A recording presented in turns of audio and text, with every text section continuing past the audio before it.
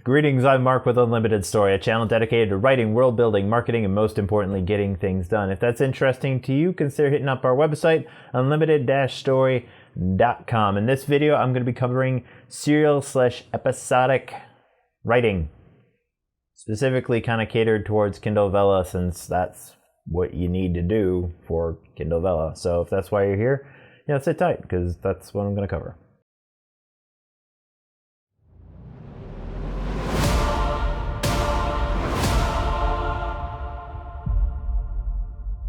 So if you've done any research on Kindle Vella, chances are you've become really familiar with serial/episodic writing or fiction, because that's kind of what it's catered towards. So that's what I'm going to be covering. So you may be thinking to yourself, hey Mark, why don't I just take my book, break up the chapters, use those chapters? Because that's not really how episodic writing works. The chapters/episodes, which they should be called episodes, are written in such a fashion that it kind of caters towards it caters towards episodes, but it also has a certain style, and I'll be covering that in this video. A special thanks to Michael W. Perry, who left some comments in another video which gave the outline to what Kindle really wants for this platform, and I've included it in the description below. So as I mentioned before, don't break up the chapters of your book and just say, hey, here's an episode, here's another episode. That's really not how serial fiction works. It's meant to be on a release schedule. And also the other thing too is, when you're reading a book, hey, you're reading it in, you could binge it if you really want to. These serial style writing episodes are meant to be like standalone. You should be able to read a section and be more or less satisfied. You can leave them on cliffhangers. That's totally good. And I'll be covering other tips as well. But it's not like how you would write a book where you have all the information included in just one piece. So think of it more like watching TV. So what should you write? And really, it doesn't matter. Sci-fi, fantasy, horror, fiction in general seems to lend itself very well to this type of writing style, but I will recommend following the following criteria. The first thing you want to do for every episode is have some type of arc in it, which usually would include some level of conflict. And with 600 to 5,000 words being the requirement for each one of these episodes, you don't got a lot of room for fluff. So really, you got to focus on kind of the nitty gritty of your chapter, and then try to fill in all the information in between. So not a lot of fluff.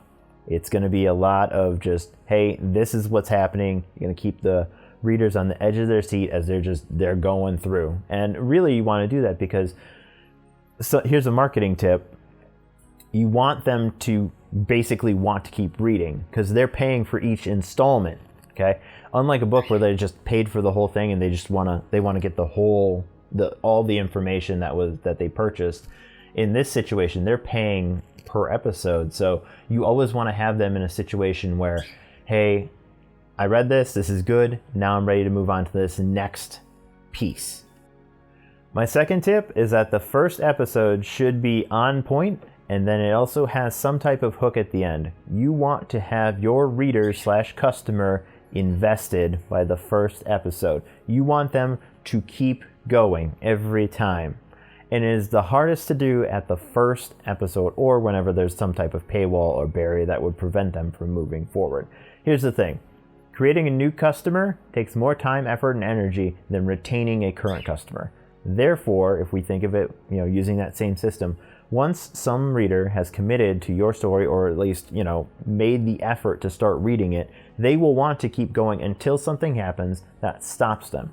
Therefore, if you can keep providing them good material, they will keep coming along for the ride. Number 3, conflict. You want to put it in there and your readers want to read it. So essentially, you're going to have your big conflict, which is overarching throughout the season, but you'll have little conflict along the way, which will be a stumbling point for your main character. This builds interest, and also you want to just, again, keep it going throughout the episodes to keep people interested, engaged, and going on to the next episode.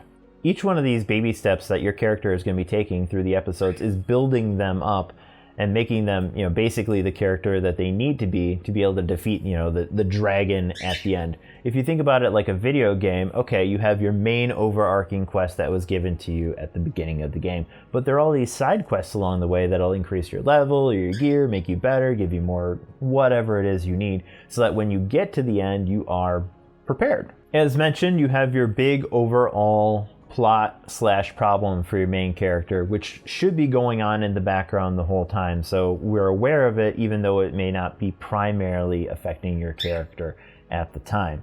But by the end of the season, it should be something that is being addressed. And then at the end of the season, you're like, oh, hey, we fixed this problem, this big issue. Now here's the next one, and beginning of new season. And you're off. That's how you get people hooked from season to season. If you don't believe me, just watch a season of anything that was written well. The next tip is keep going, and this is probably one of the hardest ones because, writing isn't easy. Some of us actually get hung up on what we're going to write, and this has a deadline, and there are other things that can happen. What if your editor gets sick, your laptop breaks, something happens, and now you cannot meet the deadlines that you kind of established for yourself, and especially that your readers are kind of hoping for. There is one piece of advice I want to give out that actually really helps me, and that's from Jake Parker, which is finish, not perfect. It doesn't mean just throw garbage out there, but you want to put out the best you can make, at least at the time or with the resources you have, and just put it out there. It's done, and then you're just gonna move forward. Here's the thing though. Don't let your legacy just be like 1,500 words of beauty, and then you vanish off into obscurity, and people are left like, hey, what happened? I was interested in this thing you wrote. What should you do when you are done? Done. Your episode, your season, everything is done. You are finished writing this thing. What should you do? Well, I looked that up and no one had a really straightforward answer. In the description, I have all of the places I looked up and the research that I did, and no one had an answer that I felt was really, really satisfying. So I came up with one of my own. And that is, 1, let your readers know that, hey, this is basically coming to an end. But 2, if they've made it to the end, if they have made it to the end of your story, of your episode, give them something else.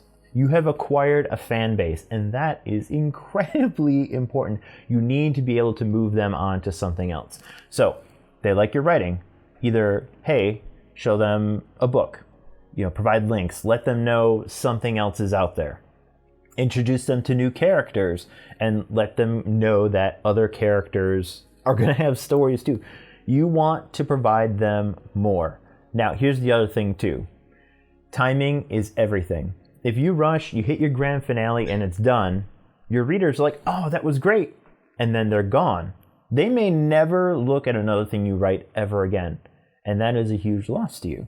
So one way to kind of work the system, and I know this kind of sounds crummy, but it is a very good marketing tool that will benefit both the writer and the reader, okay? And that is essentially hold off on the grand finale a little bit longer so that you can have the material in place. So when the grand finale finishes, right, your season, your season's over, everything's done, that they are able to pick up right after that, okay? Your last piece is written, and then they can say, oh, well, the author made this too. Why don't I check it out? You want to be able to take your fan base with you. Okay, if they like what you're providing, and if they got to the last section, there's a really, really good chance that's the case. Then take them along for the ride to the next episode or whatever you want. Your next book, your next episodic fiction, whatever it is you're working on, take them along. Is there anything else you want to add? If so, post it in the comments or hit me up on Discord. Consider subscribing or at least watching another one of my videos that YouTube recommends. Peace.